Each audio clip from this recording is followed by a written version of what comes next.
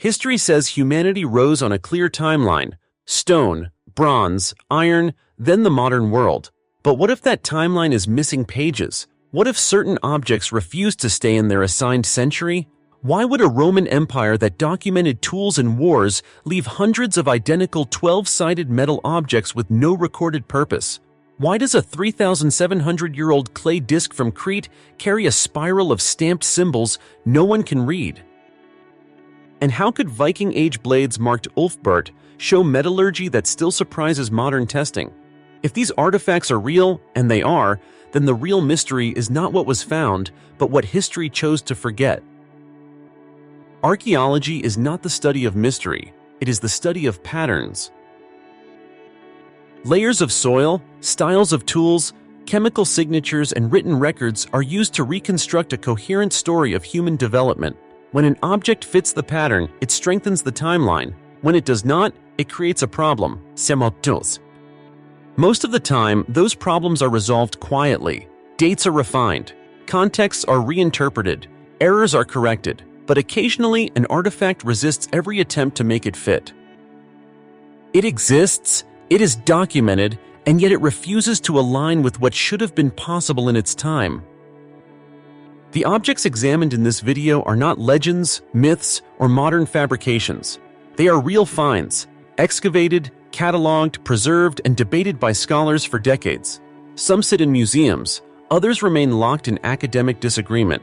What unites them is not speculation, but uncertainty. Each discovery challenges history in a different way.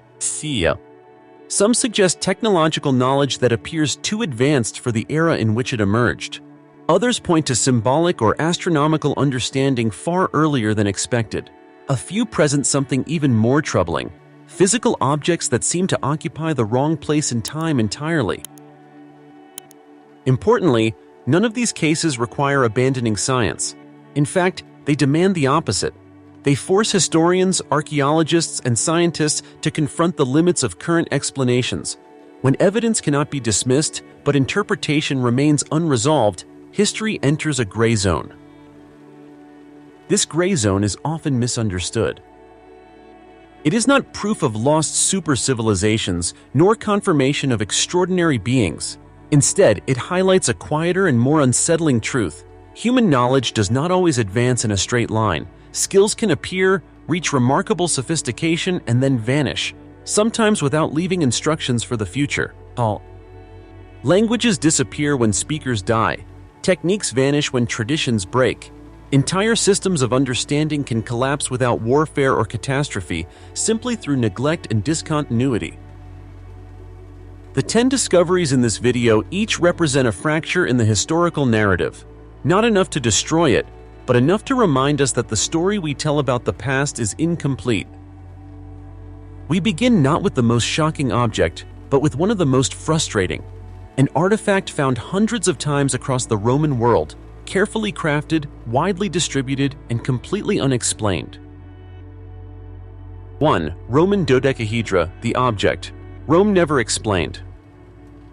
Across Europe, archaeologists have uncovered a strange and consistent artifact: small hollow objects made of bronze or stone, shaped with 12 flat faces. Each face is pentagonal. Each face has a circular hole cut into it, and at every corner a small rounded knob protrudes outward. These objects are known today as Roman dodecahedra.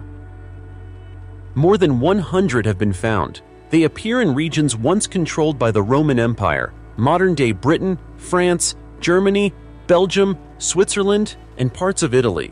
Their dates cluster between the 2nd and 4th centuries AD. At first glance, this should not be a mystery. Rome was one of the most thoroughly documented civilizations in history. Roman engineers wrote manuals. Military logistics were recorded in detail. Agricultural tools, weights, measures, and even mundane household items appear in surviving texts and reliefs. Yet Roman dodecahedra are never mentioned. Not once. No Latin name, no description, no illustration, no reference in inventories, trade records, or military documents. This silence is what makes them disturbing. The objects are clearly intentional. Their geometry is precise. The holes vary in size in a deliberate pattern. Many examples show signs of careful finishing, not hurried production. They were not experimental pieces. They were made repeatedly across large distances over generations. So what were they for? Dozens of theories have been proposed. Some suggest they were measuring devices, possibly used for calculating distances or calibrating pipes. Others propose they were tools for knitting gloves or weaving fabric. A few argue for ritual or symbolic purposes, perhaps linked to astronomy or divination. Each theory has problems. Measuring tools require standardization, yet hole sizes vary between examples. Textile explanations struggle to explain why the objects were cast in bronze. Ritual interpretations fail to explain their wide distribution in practical Roman settlements rather than exclusively sacred sites. What remains is an uncomfortable fact. Roman dodecahedra were common enough to mass-produce, important enough to preserve, and yet unimportant or unrecognized enough to vanish from recorded knowledge. This suggests something subtle but powerful. Not all knowledge disappears through catastrophe. Sometimes it vanishes because it is embedded in practice rather than text. When a specialized use becomes obsolete, the object survives but its meaning does not. Roman dodecahedra remind us that even in a civilization obsessed with order and documentation, entire categories of everyday knowledge can slip through history's fingers. And if something so widespread could lose its explanation, it raises a more troubling question. How much of the ancient world do we still possess, without understanding what we are holding? 2. The Saqqara bird. Toy, symbol, or technical idea? In the vast burial grounds of Saqqara, Egypt, a site associated with ritual, ceremony, and deep symbolic meaning, archaeologists uncovered a small wooden object that initially drew little attention. It appeared simple, unremarkable, easy to dismiss. The artifact is now known as the Saqqara bird. Carved from wood, it resembles a bird in flight, but closer inspection reveals something unusual. The wings are straight and horizontal, not curved like those of real birds. The body is streamlined. Most strikingly, the tail rises vertically, forming a shape more similar to a stabilizer than to feathers. At first, scholars classified it as a toy or a ceremonial object. That explanation seems sufficient. Ancient cultures often created animal figurines, especially birds, which carried symbolic meaning related to the soul, the sky, or the afterlife. However, the Saqqara bird does not conform to typical Egyptian artistic conventions. Egyptian art was highly stylized, but also consistent. Birds were depicted with recognizable anatomical features. This object is different. Its proportions do not match any known species. That difference triggered a deeper debate. Some researchers noticed that when the model is reproduced and tested in airflow, it demonstrates basic stability. It does not flap. It does not glide like a bird, but it behaves in a way that suggests an awareness of balance and lift. This does not mean ancient Egyptians built flying machines. There is no evidence of that, but it does raise a narrower, more careful question. Did they experiment with abstract mechanical forms rather than purely symbolic ones? The answer remains unresolved. There are no texts describing such experiments, no workshops, no sequence of prototypes. The Saqqara bird exists in isolation, which makes interpretation difficult and speculation dangerous. Yet isolation does not mean irrelevance. History shows that ideas often appear long before their application. A culture can conceptualize balance, symmetry, and motion without pursuing full-scale engineering. The bird may represent a thought experiment, an object exploring form rather than function. And that is what makes it important. The Saqqara bird sits at the boundary between art and engineering, between representation and abstraction. It challenges the assumption that ancient objects must be either symbolic or practical. Sometimes they can be both, or something in between. If this was only a toy, it was an unusually technical one. If it was symbolic, it symbolized something we no longer fully recognize. Either way, The Sakara bird reminds us that ancient minds were not limited to imitation. They were capable of imagining forms that did not yet belong to the natural world and preserving those ideas in wood long before the language existed to explain them. 3. The Viking Sunstone navigation without a compass. For centuries, historians struggled with a simple question. How did the Vikings cross open oceans with such consistency and precision long before the magnetic compass became common in Europe? The North Atlantic is not forgiving. Clouds obscure the sky. Fog erases the horizon. Storms can hide the sun for days. And yet Viking ships traveled between Scandinavia, Iceland, Greenland, and even North America with remarkable reliability. One possible answer lies in a small, unassuming object known today as the Viking Sunstone Shalta. A sunstone is not a single artifact, but a category of transparent crystals, most commonly calcite, that interact with polarized light. When rotated under overcast conditions, these crystals can reveal the position of the sun, even when it is completely hidden from view. Modern experiments have demonstrated this effect under controlled conditions. When used correctly, a sunstone allows a navigator to determine solar direction with surprising accuracy, even in heavy cloud cover or twilight. This discovery reframes Viking navigation entirely. Instead of relying solely on stars or coastline landmarks, Viking sailors may have used optical principles centuries before those principles were formally described. This would explain how they maintained direction during long sea crossings where visual references were unreliable. What makes the sunstone particularly mysterious is the absence of written instructions. There are no surviving Viking manuals explaining how to use such crystals. No diagrams, no standardized procedures.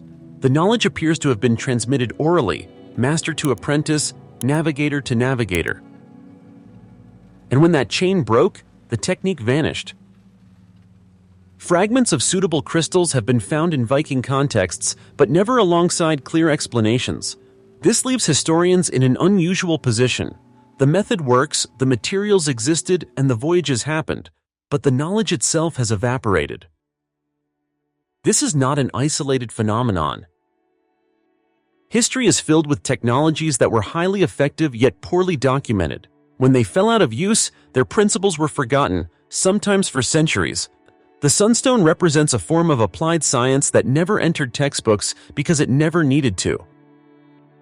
It was practical knowledge, not theoretical knowledge. The Viking Sunstone challenges a common assumption that advanced understanding must be accompanied by formal theory. In reality, cultures can master complex interactions with the natural world through observation and repetition alone. If the Vikings used sunstones, they did not need to know why the crystal worked. They only needed to know that it did. And that raises a broader question. How many other ancient technologies were once reliable, widespread, and effective, yet disappeared simply because no one wrote them down? 4. The Kensington Runestone, a voice from a forgotten journey. In 1898, a farmer working his land near Kensington, Minnesota, uncovered a large slab of gray stone entangled in tree roots. At first, it appeared unremarkable, but carved across its surface were symbols that would ignite one of the longest archaeological debates in American history. The markings were runes.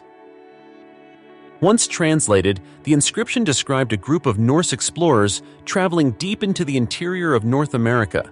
According to the text, the expedition occurred centuries before Christopher Columbus set sail. It referenced travel routes, geographic features, and the deaths of members of the party.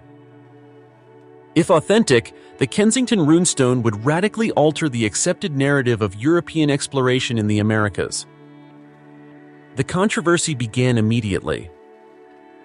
Supporters pointed out that the rune forms closely matched medieval Scandinavian writing systems.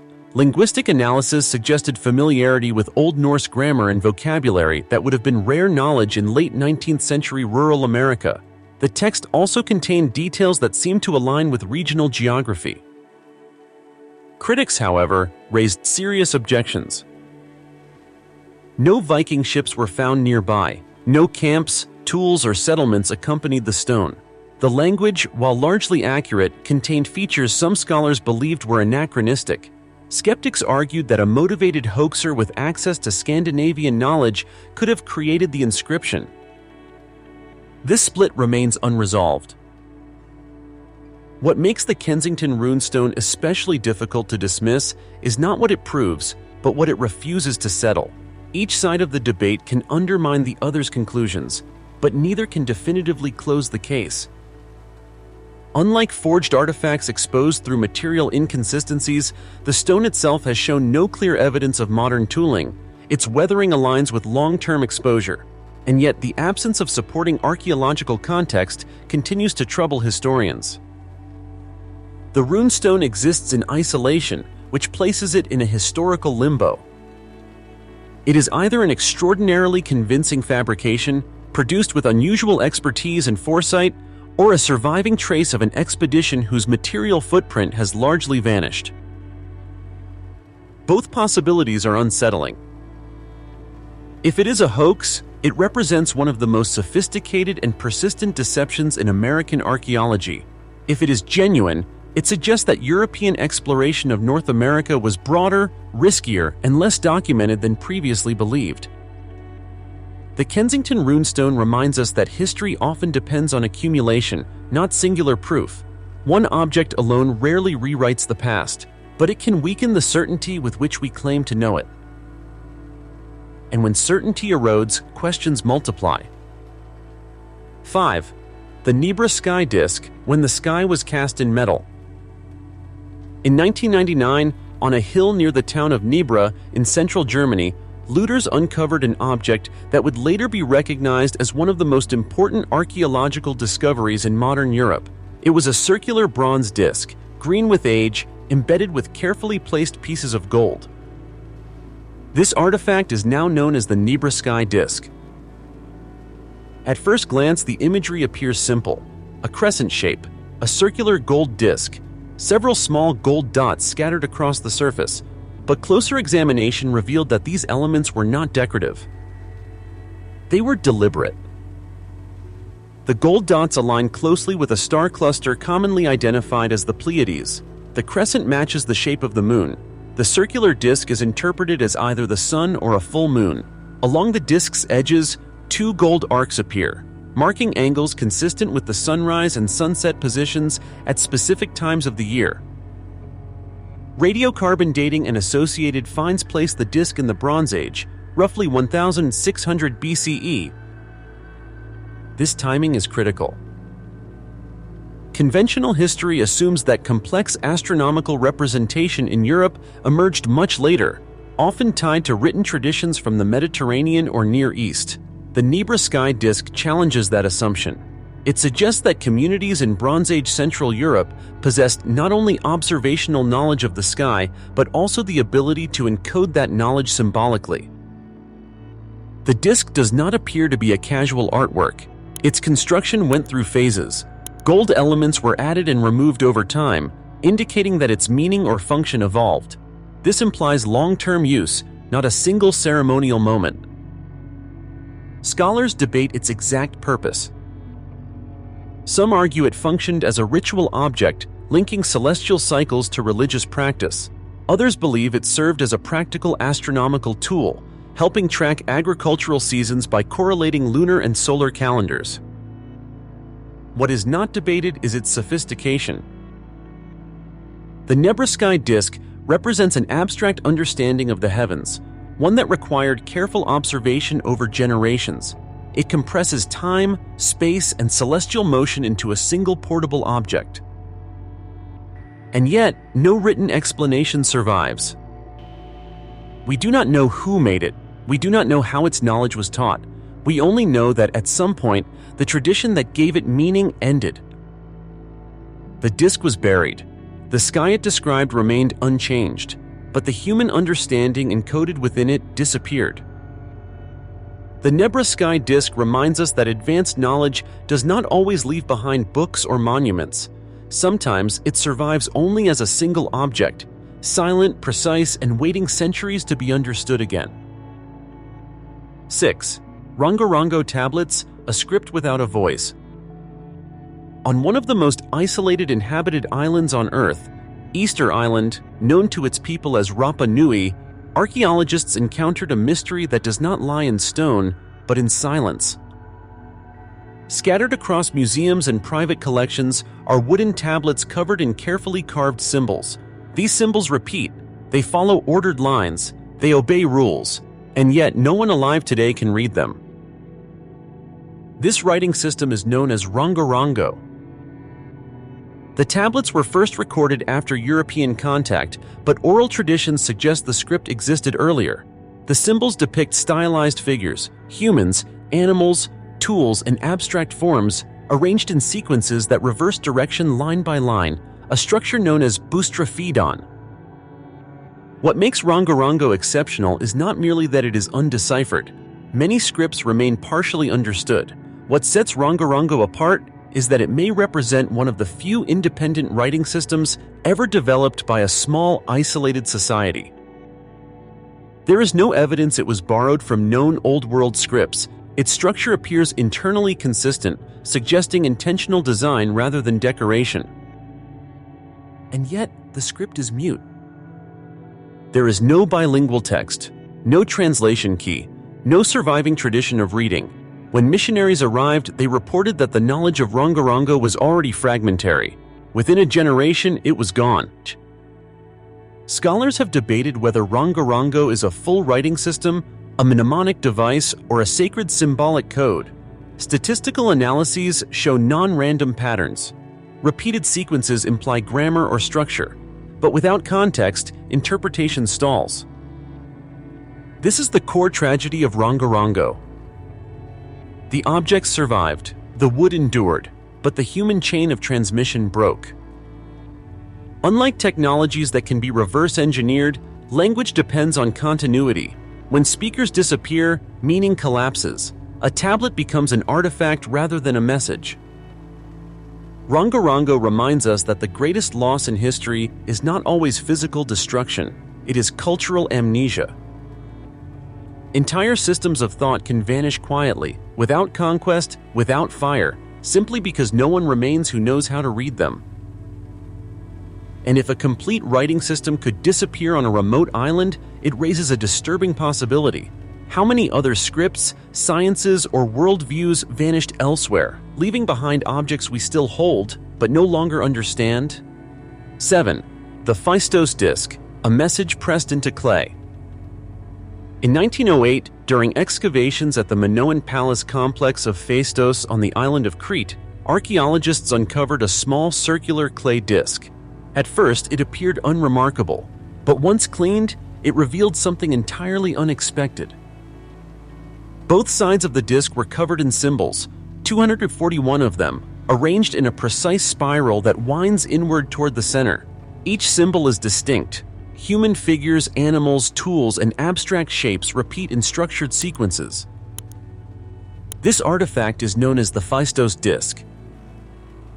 What makes it extraordinary is not only that the symbols remain undeciphered, it is how they were created.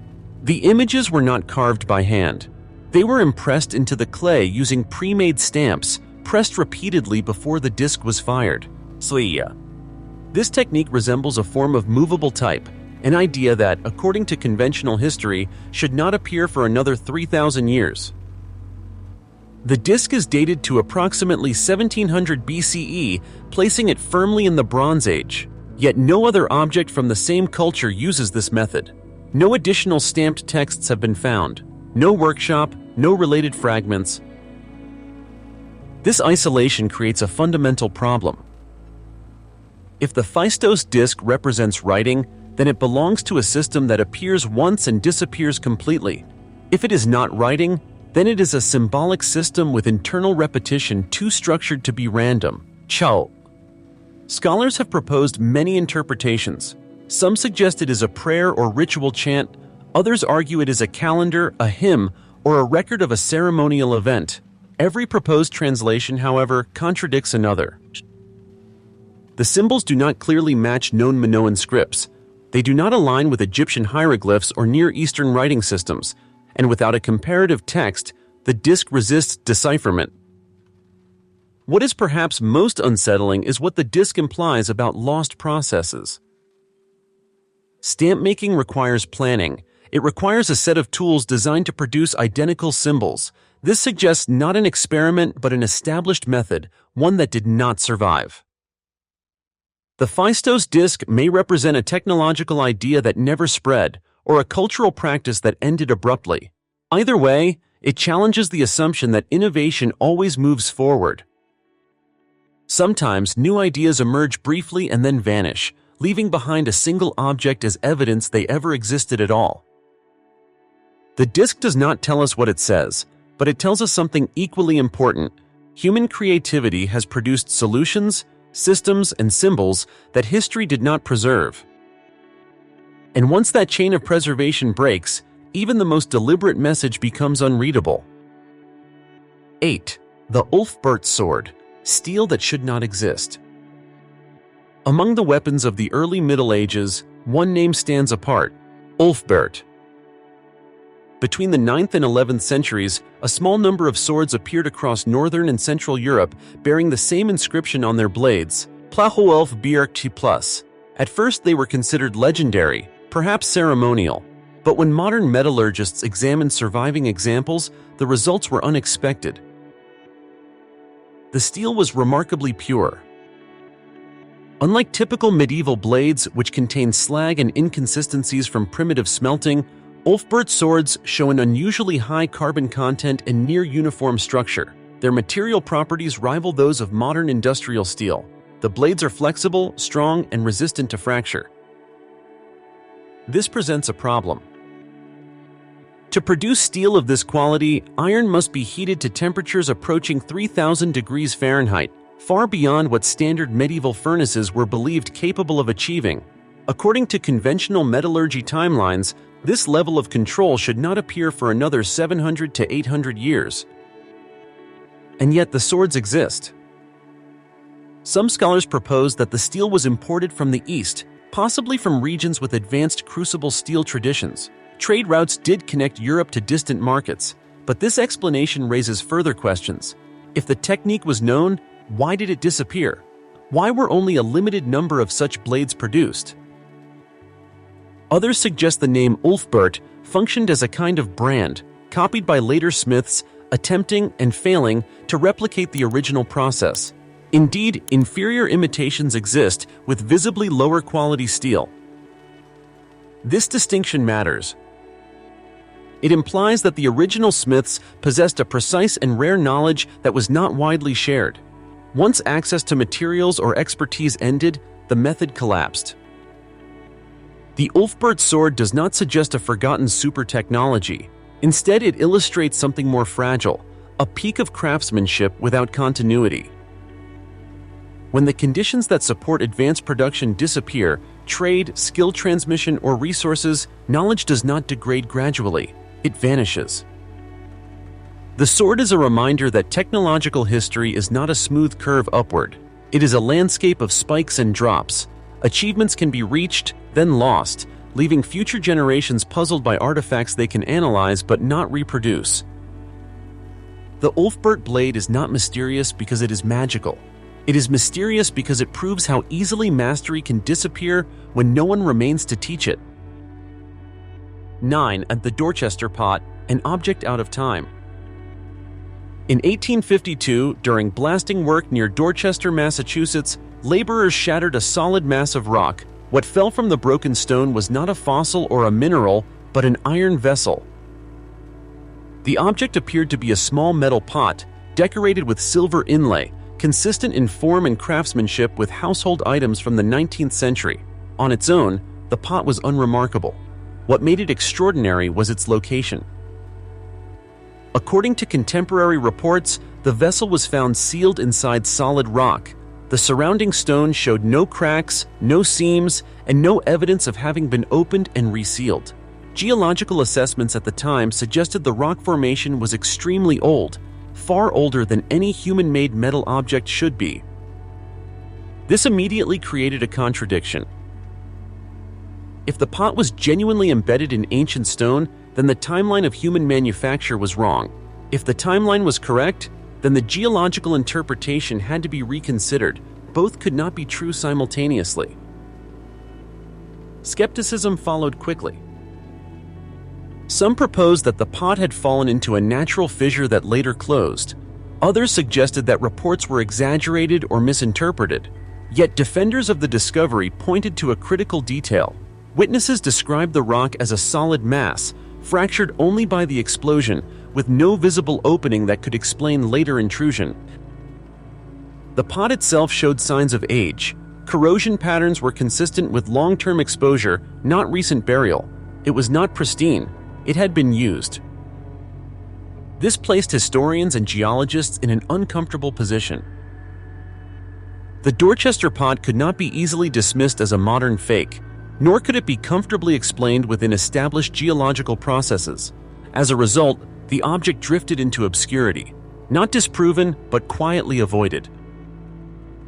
Today, the pot is often cited in discussions of so-called out-of-place artifacts. The term is controversial, and rightly so. Extraordinary claims demand extraordinary evidence, but the Dorchester case persists precisely because it resists clean resolution. It occupies a gray zone between documentation and dismissal.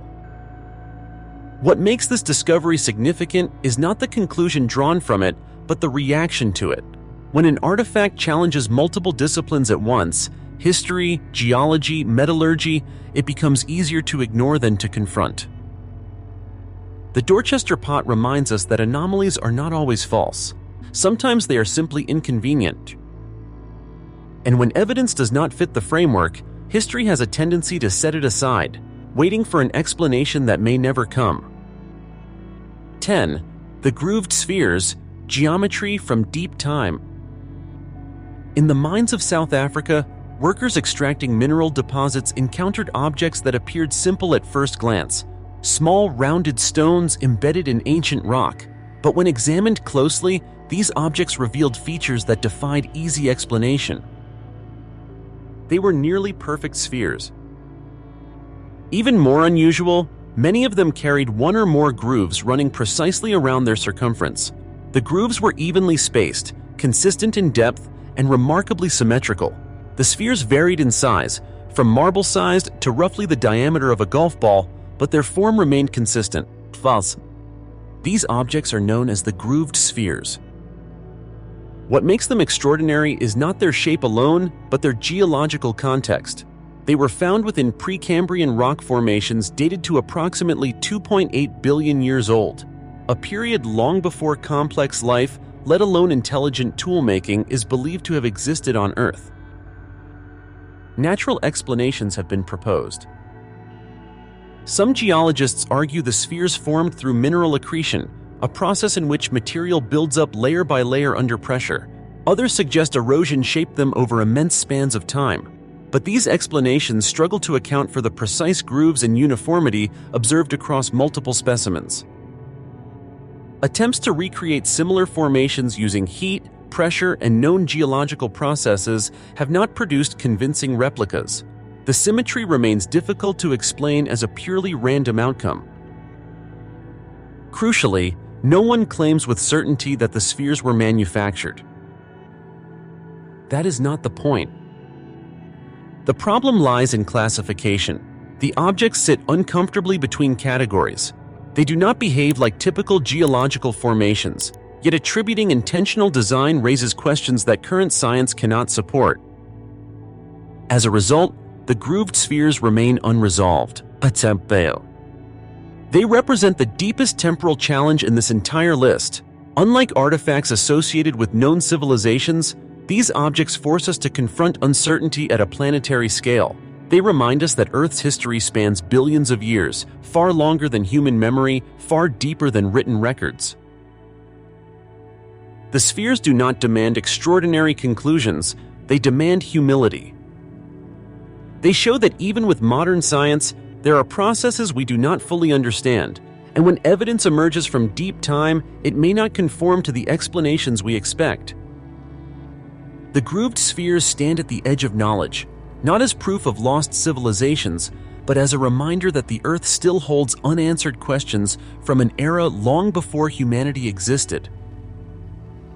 History is not wrong, only incomplete.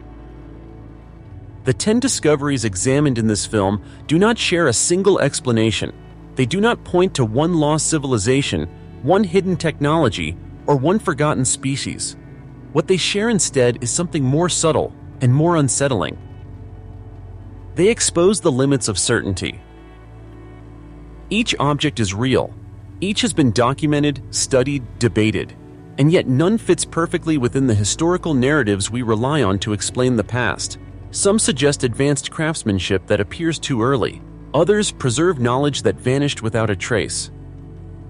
A few exist in contexts so old that explanation becomes tentative at best. This does not mean history is false. It means history is incomplete.